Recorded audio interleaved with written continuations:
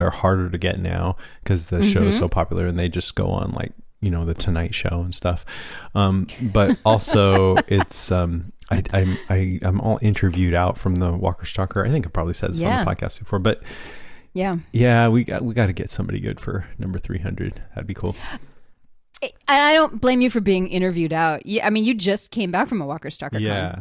And the weekend before that was a different one in San Jose. And I got to talk to John Bernthal about Punisher. That was pretty fun. Kind of gave me the business a little bit. Did he? Yeah. For making fun of his ears for his mom jeans? Yeah. I feel like I'm going on too. I'll tell that story another time, but because we got a lot to talk about. So here we do, man. This is a big episode. Before we get into the top 5, you know, it looks like it's kaputs for Carl. It does. Chandler Riggs. And in honor of that, I want to play 2 clips from, speaking of interviews, an interview we did with Chandler way back when. So here we go. So we're super excited to have another one of the stars of The Walking Dead on, Chandler Riggs, who, as everyone knows, plays Carl. Hi, Chandler. Hi, Jason. And I just first of all want to say congratulations on how successful the show is. You must be really happy about that, eh? Yeah. Do you pay attention to the ratings? Yeah, especially my dad. I mean, every day he Googles The Walking Dead, and a bunch of stuff comes up. He just clicks on all of them and reads all the reviews. It goes on, but I just thought it was so cute. It is so cute. His voice is different, like completely 100% different. Yeah. He was just a little kid, and I remember he was just a little I was going to play this part, but I didn't. But you know, I was having a little bit of a hard time. He was in the back of a car for one thing, and he could barely hear us. But I think when we really connected the most was when you asked him about video games, and he's like, "Oh, I love Halo, and I want to play Call of Duty Black Ops." But here's the end. Adorable. I wanted to just play the end too because I thought it was super cute. Here goes. Thanks so much, Chandler. Oh, there's actually one rule that we have on our show, and that's that every guest has to make a zombie sound. Here, I'm going to play a Steven Yuns for you. Here we go.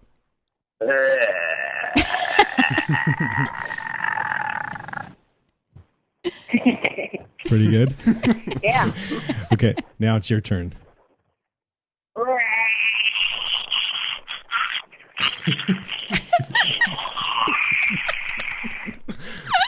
Oh, that's great. That was pretty good. That's one of the best. Well done. Okay, Chandler, thanks a lot for coming on. We totally appreciate it. Thank you, Chandler. Thank you. Good luck with the show. We'll be watching. Take care. Thank you. All right. Bye-bye. Take care. Bye. Bye, man. Oh, listen to his little Chandler voice. Bye. Bye. Now he's like, all right, dude. Thanks, dude. Seriously. You know, though, he still is. He is a skinny whippersnapper. He's 18 now. I can't believe he's 18. And so the word on the street is he's not going to college. He's taking a gap year. Oh, good for him. Gap years are healthy. Yeah, I try agree. to do music and acting and stuff. Good on him. Yeah. Good on him. And so he has maybe deferred enrollment. So if he wants to, maybe he can go next fall. Okay. I'm sure he can, better. yeah. I don't know about the deferred enrollment, but he'll be all right. I worry. I am very mom-like about him, Yeah, and I I know. just want to make sure he's okay. Well, we will definitely have more about his seeming departure in the news section, his take on it, Scott Gimples and Andrew Lincoln. So stay tuned for that. But right now, let's get into this week's episode. Attention shoppers, Deadcast Top 5 in 5, 4, 3, 2.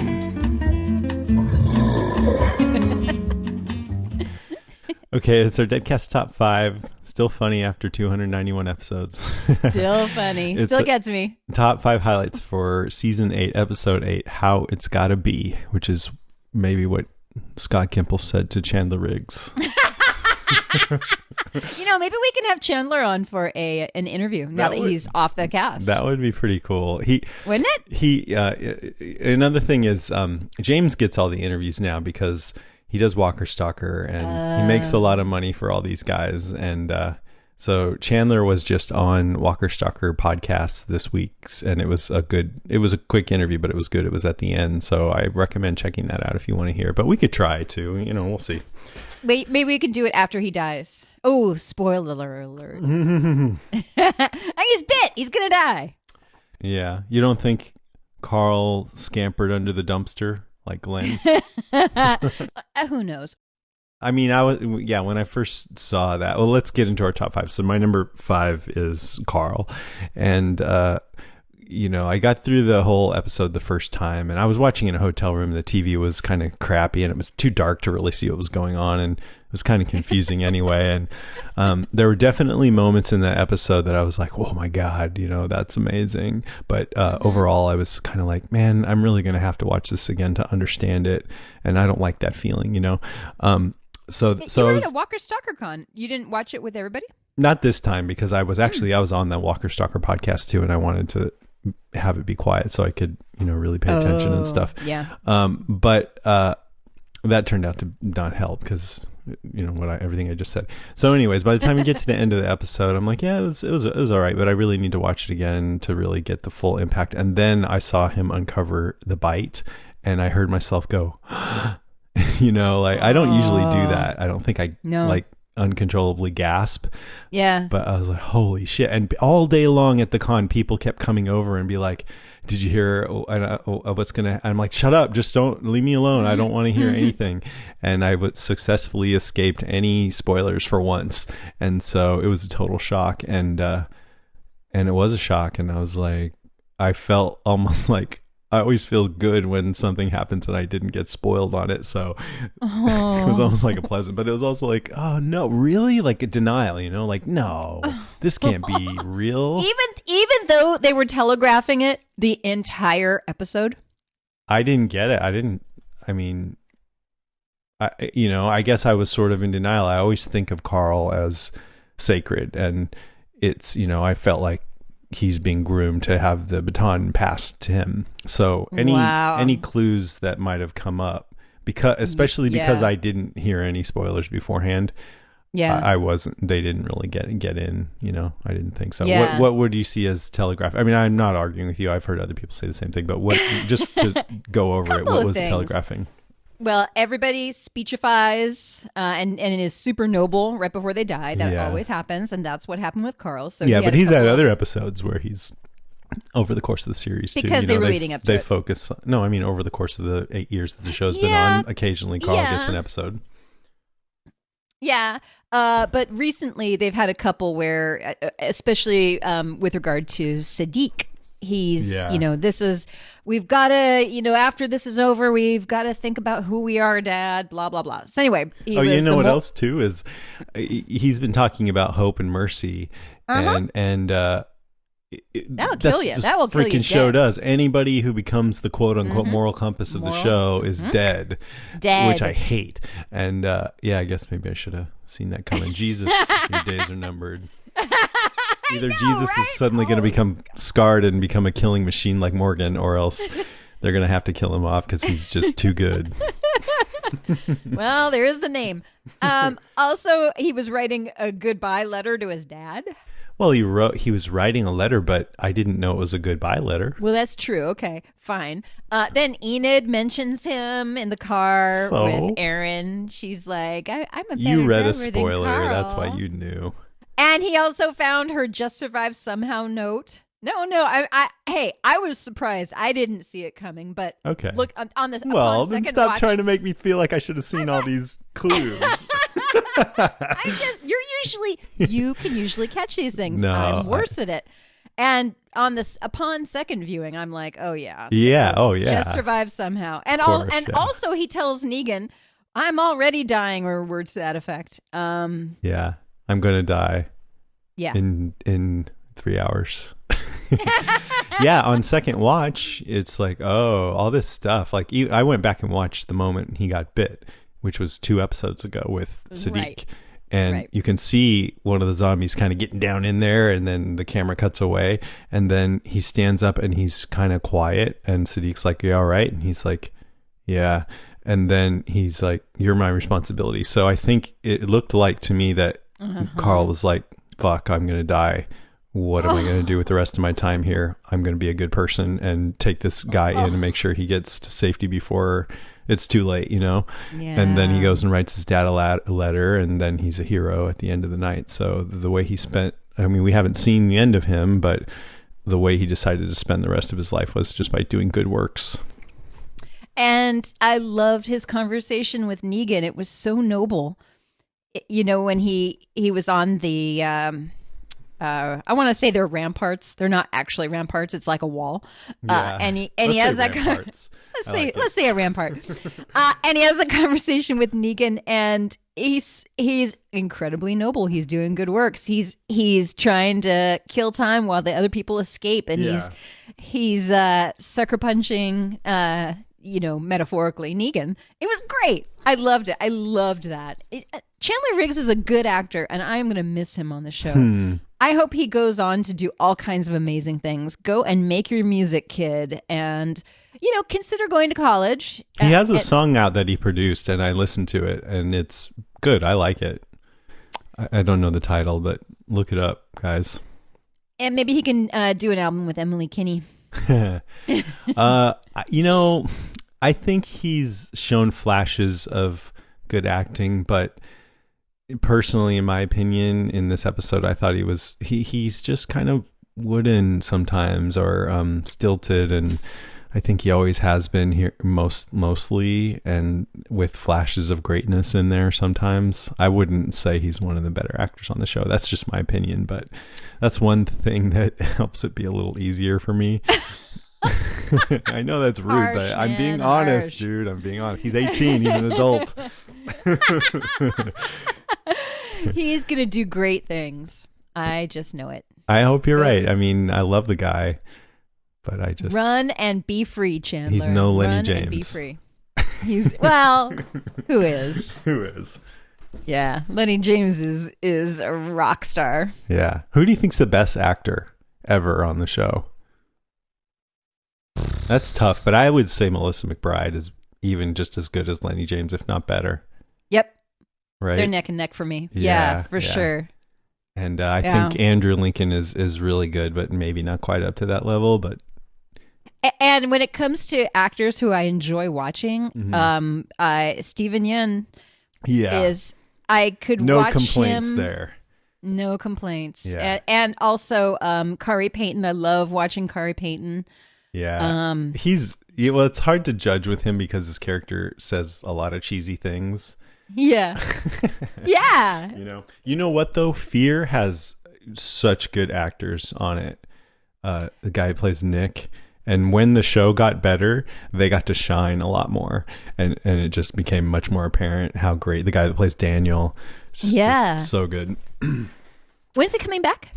I don't know. We don't know. After, usually it starts sometime after the next part of Walking Dead. Yeah. Oh, that's right.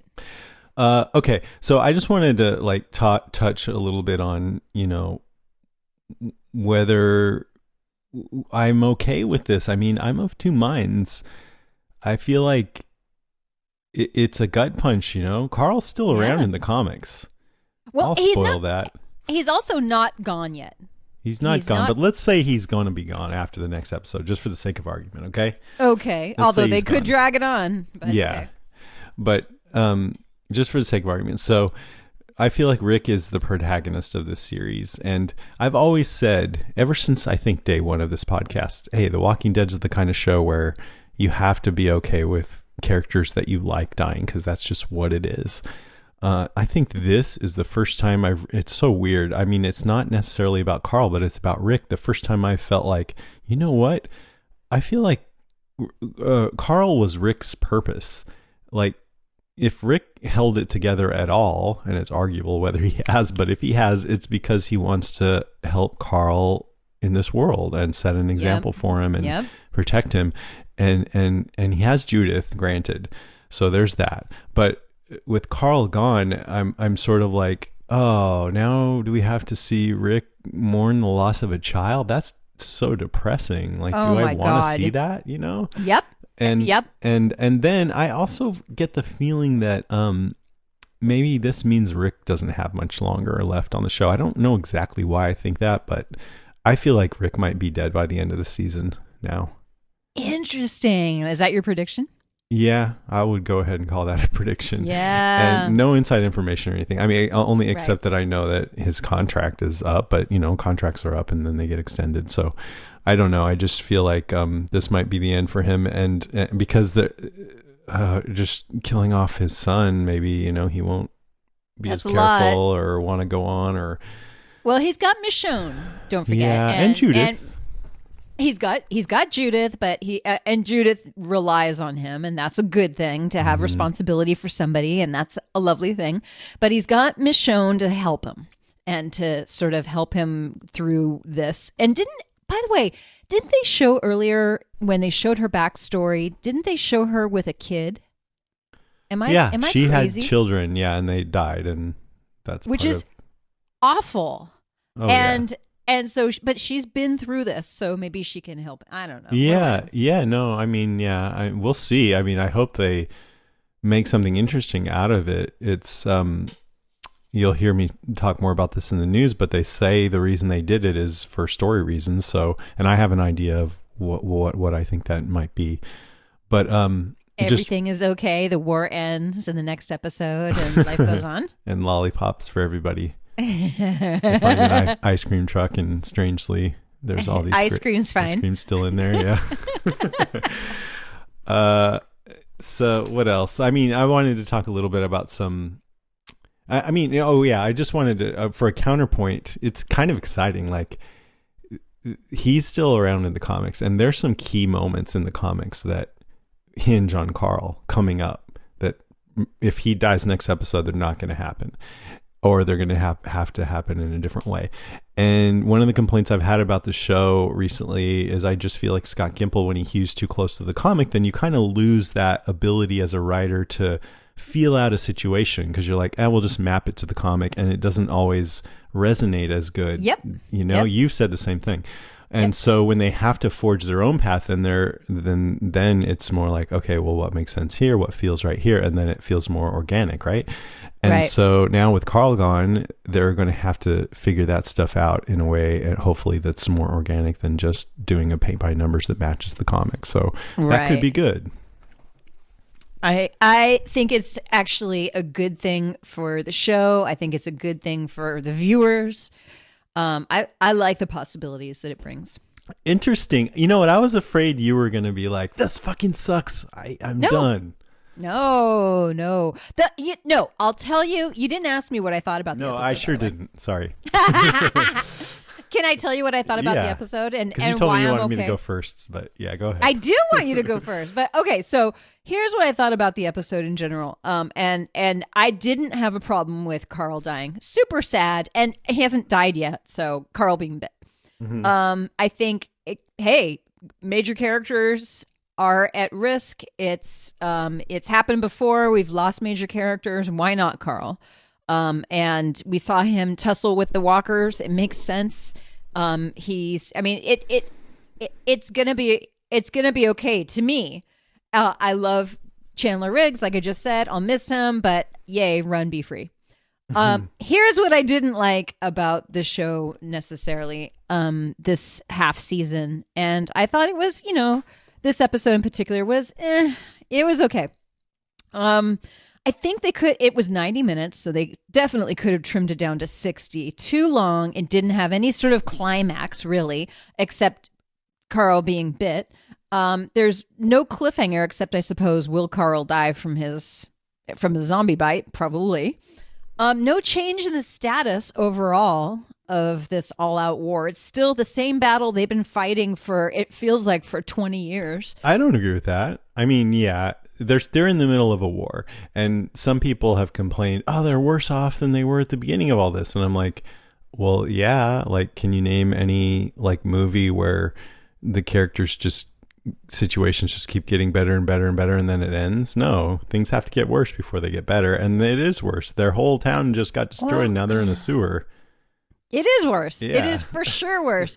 and I don't. But the thing is, that's not really what I like about. I don't like this about the show, where it's one story that. I mean, it's only this whole episode. This whole half a season has only been like.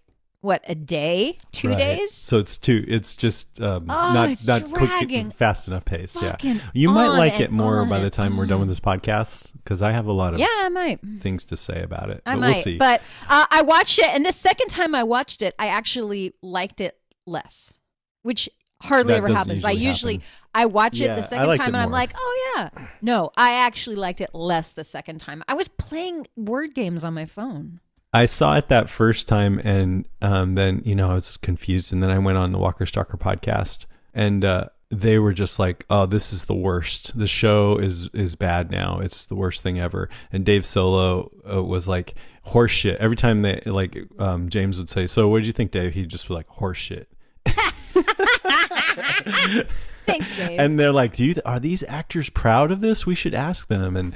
And just like, they just fucking hate it right now. And I know a lot of people are not happy with it, and I think it's definitely got its ups and downs, and there's things about it that could be improved for sure, but I don't feel anywhere near that. I'm entertained by the show still, and I care about the characters, and I can see, especially the way you and I do it, where we really delve into the themes and just look at the details. You have more of an appreciation for it that way. And so let's keep going. I mean, I'm still not quite done with this point about Carl, because Carl's big. So keep going, man. I just want to talk about some milestones with Carl. Rick finding him in the first place at the quarry with Lori, that seemed like a big moment, right? Mm-hmm. Remember that, when he saw them and then they were all hugging and everything? Yeah, that was nice. Yeah. And then he got shot in season 2, and he's been through a lot. He's been shot twice. He has. I remember he got shot by Otis. He got shot once by the hunter in season 2, and then he got shot again with his eye. Oh, right, in the face. That's how he lost his eye. I don't even have that on my list. Yeah. He was allowed to have a gun. Shane, there was a big argument, and Shane was teaching him how, and finally his dad gave him his gun in that beautiful scene where they're sitting in the loft of the barn. Oh, yeah. Yeah. And then he let that walker go that killed Dale. Yep. Yeah, that's true. Yeah. And riled him up so that the walker escaped from the mud. Yeah. He caused Dale's death. You could say that he caused Dale's death. Sort of. And he had to kill his mom. Yep, he sure did, which is heartbreaking. He was good in that scene, and I think it was because he was really feeling it. But I even just thinking about that scene still breaks me up. There was that time he shot the kid at the prison. Remember, I think he shot him, right? Just because he thought maybe the kid was going for his gun. When he was there with Herschel, I think, and the kid pops up and he's like, "All right, drop your weapon," and the kid didn't drop it fast enough, or he was doing something weird, and Carl just shoots him right in the head, and Herschel's like, "What?" Yeah. well, this kid, and which is sort of like, well, partly I feel like it's kind of convenient that suddenly lately he's decided to preach compassion. Like, where did that come from? I feel like it's a little bit contrived, because I think it is going to propel Rick in that direction, and that's why he's being killed off. So Rick will take that on or something. I don't know. And I'm like, but that's not how annoying. Carl was a little psycho. Sitting on the roof eating the giant can of pudding. Yes. And in the tree with Enid. That's right. Relationship with Enid. And also for me, it's seeing him at the cons, just at con by con. It's more like the Beatles over at his booth with girls crying and waving their hands in their faces. Is he a rock star, basically? Yeah. Yeah, they cry. He's like, because I asked him on a panel, how is it for you when they just start crying? And he's like, I feel so bad. I just want to pat him on the head. Yeah, try that, pal. See how I'm sure they would just melt. He touched me. That's probably true. Yeah. And then also we play his bad lip reading, that Carl Papa. We play that all the time. So great. That makes me so happy. And thinking about just his history on the show, I'm like, I don't like this that he died, because we watched this kid grew up on the show and turn into a man just about, and it's been all about following Rick, and Rick, sacrificing to protect him. And I always felt like we would see him as a grizzled old man in the zombie apocalypse. And if they're killing him off just to help Rick think more mercifully or whatever, that's a waste. I don't like it. I feel like you could hear me talking in this point where I'm like, oh yeah, I'm excited about the story potential, but I don't know. It seems, I guess this is me feeling like a parent, it's like, no, it's a waste. Yeah. And it's funny because I feel like that towards the actor. And I'm like, Chandler, run. Yeah. Hopefully, he says he's excited about his possibilities and opportunities now. So we'll see what happens. But that's my number 5. So what's yours? Carl also. Mm-hmm. I had a little list just like you did, and I think we ticked all the boxes. Yeah. Yeah. And no other standout moments. Yeah, you mentioned the pudding, and there's a lot of good stuff with Carl. And his relationship with Michonne was really nice. Absolutely, yeah, and the candy bar. Yeah. It's really sweet. Yeah, well, I guess that's what gets me. When you start going back and looking at the moments on the show, then I get mad, and that's me more as a fan. But it's also, how I like to talk about the difference between just being in it emotionally as a fan and how that feels versus stepping back and taking on the view of what's better for the story.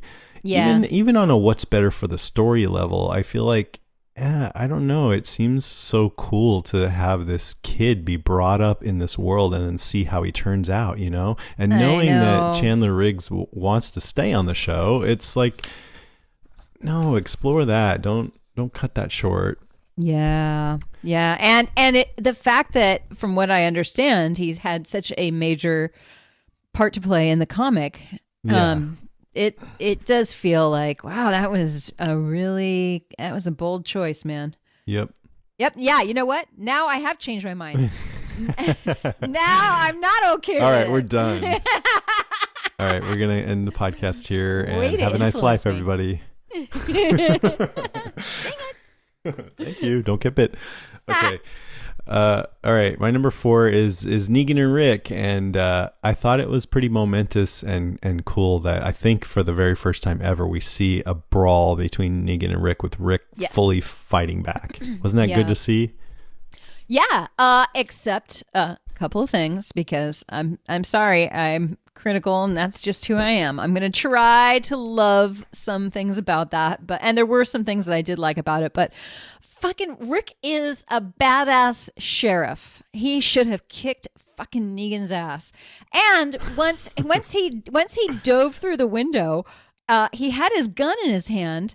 Why didn't he just pop up and shoot Negan to death? Oh, that's right. It's because nobody can kill Negan. Instead, he runs away. Run away. Run away. He had his gun in his hand. Oh, Rick. Yeah, Rick. I don't actually think it's a flaw that Negan. I'd say they were fairly even. Negan got the drop on him. That's one thing. So, and he also hit him with his bat at least a couple of times. So that would take the wind out of you. That would take the wind out of you. But so I don't think it's necessarily bad that he didn't just totally dominate in the fight. But he should have turned around and shot him. Yeah. He wouldn't have, and to me that's a weird choice, because he was all about killing Negan, and the fact that he ran away, he's got his gun in his hand. I'm like, what are you doing, man? He's all alone. You're not going to get a better. Doing like the Curly from the Three Stooges, whoop, whoop, whoop, whoop, whoop, as he was running away. Right. Exactly. Well, I like that Negan. I mean, it was brutal. He hits him with the bat, and then he says, cut you up in itty bitty pieces, feed you to the dead, and make you watch. And then when you're some sort of creepy stump with a head, that's when I'm going to kill you in front of everybody. And I think he had every intention of doing that. And then Rick said, you ever shut the hell up? And Negan's like, nope. And then Rick hits him in the mouth later with his bat, and he did shut up. You know, he tried to say something, but you couldn't tell what he said. So I think that was on purpose with Rick. Like, shut up, dude. Shut up. We don't want to hear it. For a minute, he was speaking on our behalf. Yeah. Ever shut up? But then what really got to Rick is when Negan was like saying he was going to get a hold of Carl and convert him, and he was going to be one of his top guys. Oh, I did not like it when Negan said, your kid, I like him. And I was like, oh, that's creepy, dude. Yeah. You're not supposed to announce that you really like other people's kids. It's interesting. I mean, I don't really think Negan thinks of Carl in the way of a sexual predator, but he does have an interest in him, and I think that's interesting. He has a weird crush on him, and I'm not ruling anything out. What's your number? What? That's 4? all I'm saying. 4. I liked the reveal of Sadiq at the end. Of course, my advice to Sadiq is run away from these people. What are you doing there, man? You managed to live this far. Don't fuck it up. Don't fuck it up. Thank Carl nicely for the cans of whatever it was that Carl gave you, and then get the hell out of there. Right. I mean, look at your first night here. Their town got bombed. That's a clue. Right. Of what goes on. Step 1. Right, exactly. Like if I went to a new job and like say I was working at McDonald's and McDonald's got bombed, I'd probably not want to go back. No. And in fact, find a different job. You know what? That actually brings up a good point. Why aren't our heroes at this point? Why don't they sneak out of the sewer at some point if they possibly can? Grab some vehicles and hightail it out of there. They have nothing to stay for at this point. Well, we'll see. I mean, it's exciting to me that Alexandria has been destroyed, I assume, because now we get to see what they'll do. They're not going to live in the sewer. Maybe, I don't know. It seems like Teenage Mutant Ninja Turtles. Are they all gonna grow like shells? Heroes in a half shell. So is my turn or what? Yeah, it's your turn. Okay. I'd like to do an ad. Okay. Because that's fun. All right. Let's Yes. see. Where is it? All right. Let's take a little break and talk about our first sponsor, our first and only sponsor. That's HelloFresh. Do you guys know what that is? It's one of those meal kit delivery services that they shop for all the food, plan out the meals and recipes, and then they deliver the food to your doorstep with step-by-step recipes, and all the ingredients are pre-measured so you can just cook it, eat it, and enjoy it. It's all delivered in recyclable, insulated packaging. Nice. Yeah, and like I said, it comes in these pre-measured labeled meal kits, so you know which ingredients go with which recipe. It's that's great. Super organized, the most organized of any service like this that I've ever used, and I really like using it. There's lots of different dishes to choose from, so it's really versatile, and the instructions are clear, and it makes, it's simple to make. Maybe if you didn't have instructions, you'd never be able to arrive at that recipe if you just got the ingredients, but because you have them, you get to feel like a really good cook. And maybe you already are a good cook, in which case this is still much more convenient than having to do all the shopping and figure out the recipes yourself. Because it just makes it really easy. Not only that, it's all the food is fresh, and the recipes, the meals end up being really tasty. So it's just really high quality food. I don't know what more I could ask for in a service like this. It's just it's really awesome. And another thing that I really like about it, for me personally, because I'm using it for a long time, and it helped me feel more comfortable in the kitchen. So now I'm more inclined to cook my own things too.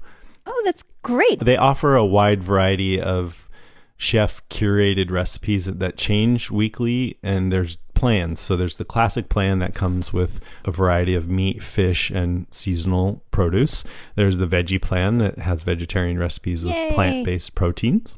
Awesome, right? Right. And then there's a family plan that has quick and easy meals that the whole family will love. Some more family-friendly stuff that your kids might not be so picky about. And you can choose a delivery day that works best for your schedule. You can pause your account anytime you want for weeks at a time. A few recent recipes: Hall of Fame customer voted favorite Juicy Lucy burger with tomato, onion jam, and arugula salad. Ooh. There's lobster ravioli and shrimp with tomatoes and tarragon cream sauce. That sounds good. This is a kid-tested recipe for families. Easy peasy ravioli gratin with spinach, thyme, and Parmesan bread crumbs. Yum. Yay. So if you guys want to try it out, you get $30 off your first week at HelloFresh by going to HelloFresh.com and enter the promo code DEADCAST30. So again, that's HelloFresh.com and enter promo code DEADCAST30 for $30 worth of free food. Nice. Thank you, HelloFresh. Thanks, HelloFresh. Goodbye. Okay, let's see. What am I on? Number 3, right? Yep. Okay. Shocking, intense developments. Now, this is one of the reasons why I really liked this episode right off the bat, even though I was confused. And later, when I had a chance to watch it again and figure it out a little better, I still liked it. The Carl bite was so intense. And like any moment that makes me gasp, I'm going to dig. Yeah. On some level or another. Yeah, that's true. The Rick and Negan fight was so satisfying, even though the end wasn't so satisfying, just to see them go at it and really get, both of them got good shots in. Yeah. When the Saviors boxed Maggie in because they came upon that tree and she's like, we got to get out of here. And they look back and I was like, oh shit. Right. Yep. And then Simon, the whole confrontation with him and seeing Jerry being manhandled in the back of that truck. I did not like that. No, but it was intense. Yes. And then they lay that coffin right down on her hood and you couldn't see. I just thought that was a nice touch. Yeah. Then, this is a shocking moment, but it was sort of unsatisfying when he killed the guy in the back of the car. The red shirt? Mm-hmm. Yes, exactly. Because before that, she was talking to Jesus about whether they would give up or not. And she said, would we give up that quick? Jesus says, no, we wouldn't. And then random bearded dude says, damn straight. And I right that moment said, he's a dead man. No way, really? That's awesome. Good call. Right when he said that, I'm like, that guy's going to die. Dead man. Dead man. It's like Paolo and Nikki all over again. Yeah, exactly. But then when Maggie killed one of the Saviors, now, I don't know whether I agree with that or not. I think I do. Really? Well, they just had. Here's what happened. They just killed one of her people and then made her promise that she was going to go back and have everybody make food for them, and she was going to be their slave, basically, right? So she feels like. They don't know that she has all these prisoners. They have no way of knowing that because they just got out of their own prison. Uh-huh. So she goes back and she's like, the only way that we can fight back is if they know that we have all these people and that we're serious about. I mean, maybe she could have just like sent them a note. Hey, we have prisoners and we'll start killing them. Yeah, and she also could have told Simon when Simon's there. Simon has Jerry. She could have said, well, okay, Simon, look, we have 28 or how many of your people? What was the number? No, that would have not been a good idea because they totally have her all surrounded. So she doesn't have any way of communicating with her own people. Why did they let her go? Because that's their plan is they see Hilltop is the place that does all the farming, so they're going to make the food for everybody. I could understand why they let Jesus go to go and start farming. Go start farming. But why let Maggie go? But didn't Negan say, "Bring me the widow, the sheriff, or whatever, and the king"?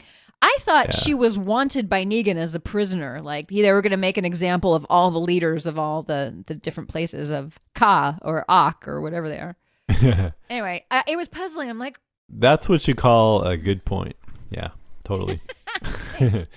But just as far as whether it was okay for Maggie to do that, I mean, probably not, but maybe. And either way, it was a cool development, I thought. And it was damn cold. And also to see what immediate effect it had on her. She walked away and kind of broke down. It was a great scene. Yep. Even Negan showing up at Alexandria. I mean, we've seen this kind of thing many times before, but still I was like, oh shit, what's he going to do? And then, let's see, Enid shot Cindy's grandma. That was kind of a intense moment. I don't know. Yes. And I was wondering why, like, wait, and it was dark and it was hard for me to see what exactly happened. It looked like Aaron was on the ground and the grandma, I have it written down what her name was. Why don't I have that in front of me? Netanya.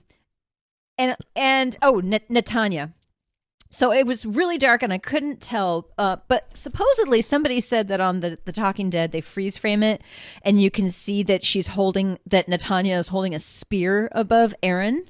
Mm-hmm. So maybe what happened there is that Enid saved Aaron. But from what I originally saw, I saw Enid kill Netanya in cold blood. And I was like, that seemed like that was a bad choice. Well, what I saw was Enid heard, Aaron kind of went around the corner and Enid heard one of the Oceansiders say, you shouldn't have come here. Yeah. And then there was a scuffle and she went around and saw, it was so dark, but I guess it was, grandma with a spear and she shot. But who knows if she needed to do that or not. Maybe she did. Maybe she saved Aaron's life. I'm not exactly sure. I'm not either. It was a very dark scene, but I was wondering, like, she said, we have booze. Or maybe it's just an empty truck. I mean, they don't know that they've got booze. They did bring the truck, but what? Didn't they check on it? I don't know. Maybe it was just a nice truck. No, that was the point. It was to bring, social graces. It was. Yes, completely. And killing Netanya is not a great way to start. I think they're not. And by the way, why did they ever think that it was going to work? Because, and I just want to make this one point, they grabbed all of the weapons from Oceanside. And so I'm thinking, Aaron, they hate you. Right. They are not into you. And if you're going to send anyone, you should probably send Enid and some other woman, not a guy. Not a guy. Yeah. And don't go at night. Of course, they were trying to sleep it off, but still, Oh, that's true. Yeah, that covers that. But be really careful. Hopefully, Tara would have told you, here's how you do it. You gotta be real. You gotta first maybe send a message. If you can kind of send a message on the beach, like, hey, we want to talk to you. Write something and put it on a stone on the beach where they're gonna find it. Or just say, you know what? We stole other guns. Let's not try this. Let's not try this. Because what are they going to do? Just get people to... Enid's like, we should bring some guns back. And Aaron's like, no.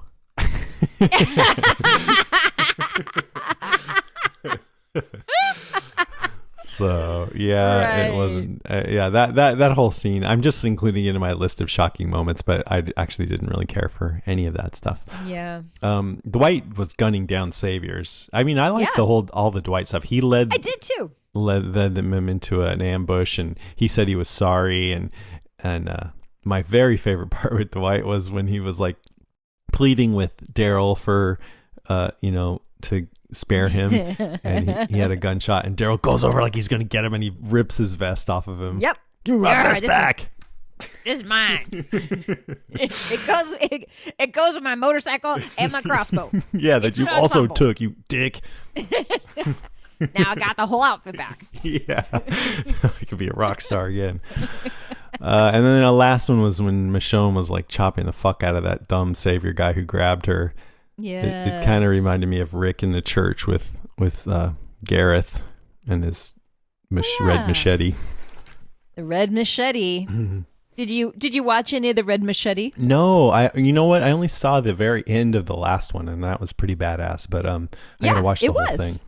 Yeah, the very last one. We're not going to spoil anything in case anybody didn't see it. Yeah, it has a pretty fun little reveal at the end. Yeah. So is that worth watching the whole thing? I've been hearing good things about it. I missed a couple. Yeah, I think you could. It's probably like 10 minutes long or something, right? I'm gonna go back and watch it. Yeah. Okay, number 2, or 3. My number 3 is a little bit of redemption. We already mentioned Dwight. And I think that Dwight found his redemption, and maybe now Dwight's with the right group, so that's good. A little bit of redemption for Eugene, just a little tiny little sprinkling of redemption for Eugene at the end. And what's interesting is Father Gabriel said, "Well, why don't you just come with us?" And he said, "I'm not going to do that." And to me, that means. I still feel safer here, but I just couldn't live with myself if I let you die. Right. Yeah. Exactly. If I let you die, and if I didn't try to help the doctor get back to Hilltop. Although now that everything's gone kind of kerflooey, who knows what, we've got the doctor and sick Father Gabriel making their way back to Hilltop, and Hilltop is now owned by the Saviors. So the Saviors could be like, get your ass back to the sanctuary. What are you doing here? No, but the Hilltop is not owned by they think it is, but Maggie said fortify the walls, and the Hilltop we're going to make our last stand. It's up to us to make the last stand, which when you hear last stand, that usually doesn't end well for the people making the last stand. No, it doesn't. But that's what they're, and of course, I don't know why, but the Saviors did not send anybody back with them to watch over them. It's such a waste. If people could just be nice to each other, then they could have that nice, they could sort of band together and work together in a friendly cooperative. That'd people just be nice. Be an awesome show. Shut up. All right, what's your number 2? God. That was all you had? Yes. No, okay. So there wasn't a lot of redemption in this episode, but there was. So the because it was confusing, I thought I would talk about a few things that might need clearing up, or that did for me until I paid more attention. Like I was wondering, okay, where's all the heapsters? Because didn't Rick just go to get them and spend 4 episodes? That was the best scene in the entire episode. It was in the very beginning. What happened? Rick is talking to him. We got to hit them hard and then fall back. He turns around and sees them running away. Run away. And that's dumb, because that was the whole plan, is that the heapster would help. Now, granted, it didn't look exactly the way that they thought, or that Rick said, but still, they knew that there might be some fighting involved, some coercion. That's why they're there with their guns. So it's just ridiculous. And it's like, okay, well, was all that stuff with the heapsters just for nothing? I mean, I think it was just to keep Rick off the board for a while so Daryl could mess everything up. Speaking of Daryl, I was wondering, well, how come Daryl and Tara thought their plan worked, and I guess they just left, which is weird, but they just crashed their truck and ran away really quick. Run away! Yeah. And let's see, the Saviors. Yes. So we know the Saviors are on the loose. We don't really know exactly how they got out. And no, we don't. We actually don't know how much Daryl's crashing of the truck had to do with it, because we don't. Eugene had some idea, and maybe that idea would have worked whether the truck had crashed or not, but we don't really know what the idea is. We definitely know, at least we've heard people say, that Eugene helped them get out, so maybe he could have done that no matter what. Well, yes, and I remember when he talked to Negan, he said, something about using all the weapons, use all the weapons, or all the firepower. And I thought that's what we were hearing when Eugene was in his room at the end of the last episode, and you could hear shots coming from all sides. And I thought that what they were doing is they were using up their cash to kill all the zombies that were coming into the sanctuary. I thought that's what was happening. It's not very clever. It's like, oh wait, I have this great idea. Let's shoot the zombies. Yeah, and maybe I'm wrong. Maybe he jiggered something with the intercom and led them away, Pied Piper, with which I think somebody alluded to. Somebody alluded in the episode Simon said Eugene got us out, and now our guys are leading the walkers away with music. So I'm not sure those two are related. Yeah. Maybe. Gavin's at the kingdom. He's saying they'll only just get enough to survive from now on, and most of them are going to have to go repair the sanctuary, while the saviors are going to be staying at the kingdom. That's their new home. Right. And he stopped them from shooting Ezekiel because they need him alive, which I thought was a little bit dumb. Like, at this point in the middle of this battle, maybe you could just bring Ezekiel's head to Negan and he would be like, right on. Yeah, stick it on a pike. But definitely let Maggie go so she can fortify the hilltop and but then Ezekiel lights stuff on fire, and I think that was like a diversion, draws the saviors away. Then he locks himself in by binding, I think, the gate with Shiva's chain. So I'm not sure why he did that. Why not be on the other side and bind it from the other side? That's what David said. He's like, wait, you were able to lock the gate. Don't you want to be on the other side of the gate? Yeah. Why? Why? Hilltop. Well, we talked about it. Simon wants them to be their farmers, but Maggie said she would, but then no. And then Negan, he's going over there. He's saying, I want you all to apologize to me. Come up with creative apologies. I'm still going to kill one of you. I'll give you 3 minutes.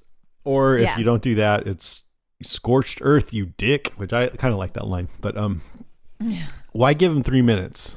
And it just, I guess, I don't know.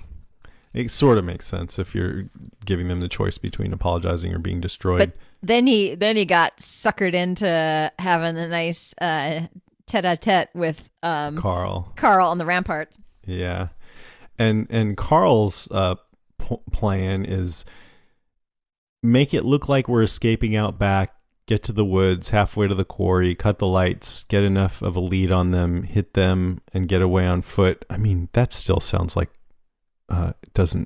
it's not necessarily English to me. I don't totally get it, but he sent Michonne and Daryl and Rosita off to lead to bust through Dwight's roadblock, which Dwight purposely made easy to bust through, and then lead them out there. He did, right. He did. He totally did. And then to wait and ambush them. So I don't know if that was exactly what Carl had in mind. I'm not sure. But anyways, then Carl's like throwing smoke bombs everywhere, which Rosita said she got from the warehouse, by the way.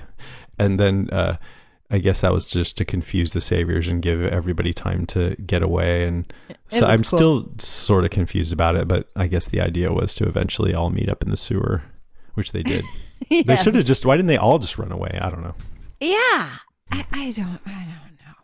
It's kind of confusing, right? It is quite confusing. The point is that Carl apparently was a hero. Yes, exactly. And then when all the buildings were blowing up, the first time I saw that, because Carl was throwing smoke bombs everywhere, I was thinking, is Carl destroying Alexandria right now? I was thinking that too. Yeah, but no, it's Negan. He's like, all right, you didn't come out in 3 minutes, and Carl pulled this trick on me, so now I'm just going to destroy your whole town. Yeah. And okay, so related to that, I have a question for you. I thought all of the guns and ammo that the saviors had were were on that truck that Rick and Daryl exploded last episode, or maybe it was the episode before that. I think it was last episode. Remember the big cache of all of the weapons and everything that, including. And they didn't want that to get to them because it would help them get out. Right, exactly. So where do all these weapons come from? All of a sudden, they've got rocket launchers and all kinds of crazy bombs things and stuff. Well, maybe they have another outpost that they went to. They probably and got do. It, that we didn't know about. Okay, magic outpost with unbelievable amounts of giant caches. Cache of, yes, yeah, cache of weapons. Also, and here's another thing, also related. If the vehicles that the sanctuary had were outside the gate, shouldn't they have disabled them somehow, slashed the tires or whatever? Or were the vehicles inside the gates of the sanctuary? Like, how'd they get all these vehicles to do all these different things they had to do? It seems like they they not only got out of the sanctuary, but they got all their vehicles, got this giant cache of weapons, and formulated this pretty complex really plan. complicated plan. That's the part that gets me, because we've seen them within the walls trapped, and they seemed kind of clueless. Like they weren't really talking about any plans. Strategy. They kind of had their heads up their butts. Yeah. But on the other hand, we've seen that they're really good at all this like road warrior stuff and boxing people in, and so we've seen them do that in the past. I don't know. I'm not too worried about it. The season before last, yes, we did say that. Like 3 years ago when it started. Okay, where are we? I don't know. I think it's your turn, number 2. All right. My number 2, I sort of have been griping about this entire time, which is terrible choices. Mm-hmm. I called it terrible choices. And also questionable writing, including things like the weapons, the trucks, how the sanctuary people got out, how this all happened. And there's a lot of bad choices that were made. I even think that I'm not down with many of these choices. So I've already griped about it enough. I will say something positive though, because I really have to say something positive, and that is, wow, Rick is he's like the Energizer Bunny. He keeps going and going. There, that's my. That sounded like a forced jab. Also, why is he so sweaty when nobody else is as sweaty? Yeah, that's a good question. You got to ask Andy Lincoln. Why are you so sweaty? Okay, my number 1 is funny stuff, because there was a couple of little funny things. One is when that Rick doesn't allow cussing. Carl said, "If you give a shit," and he goes, "Carl, if you care." I like that. That's good. That's an instance of good writing. So yeah, that next, is. I already mentioned this one when Daryl ripped his vest off Dwight. That was funny. Yeah, that was pretty good. I liked Simon when he says he's like, you can hear the opera truck luring the zombies away. He's like, "You hear that? I need you to shift into active listening."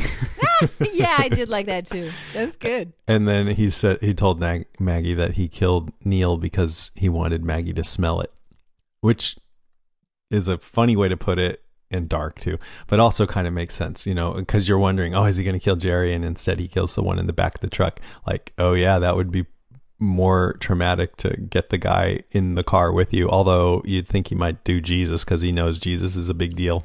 I'm glad he didn't. No, Jesus is untouchable at this moment.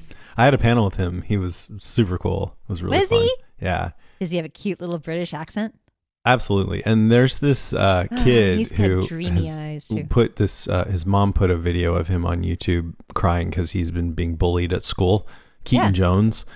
And Tom Payne sent him a tweet saying, "Hey, buddy, if you're into The Walking Dead, I'll buy you some tickets and you can come to Walker Stalker Nashville next year," because he lives close to there. That was really nice of him.